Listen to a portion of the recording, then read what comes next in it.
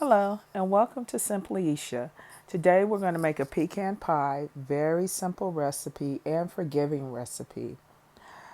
To a medium-sized pot, I have 1/3 cup of melted butter, but my pot is on low and I'm making sure that my butter is cool. It's like room temperature, it's not too hot. To that I'm going to add 1 cup of light brown sugar. You can use dark brown sugar. You can use granulated sugar if you like.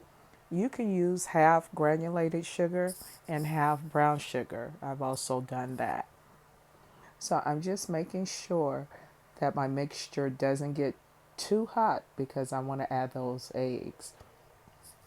So to this, I'm adding 1 cup of light corn syrup.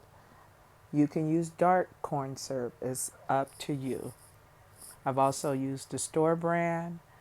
I've used Caro syrup. It's up to you. So that's 1 cup of syrup, and remember my fire is on very low because I want to add those eggs without having to like temper them. And if the mixture is too hot, then the eggs will just curdle or turn to scrambled eggs when you add them. So right here, I'm adding my eggs. I slightly beat the eggs so I wouldn't have to stir too much or whisk too much while it's in the pot. So you want to make sure that you just whisk until the eggs are nicely incorporated into the mixture and you don't see any like the little white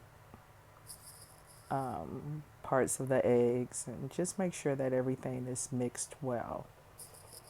And I'm also going to keep my fire on low to medium because you just want it to cook, like come to a little simmer or get hot enough.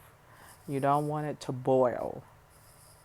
So, and that's about five minutes or so. So here's a half a teaspoon of salt. I use kosher salt.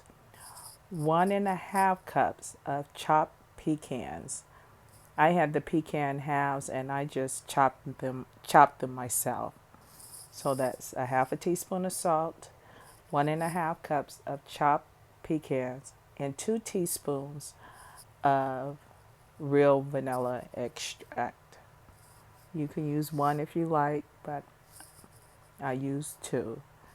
And to that I have a pre-made pie shell. I'm just going to add the mixture, and my baking sheets I like to cover with parchment paper just in case something spills over, and it makes it easier to retrieve the pie from the oven.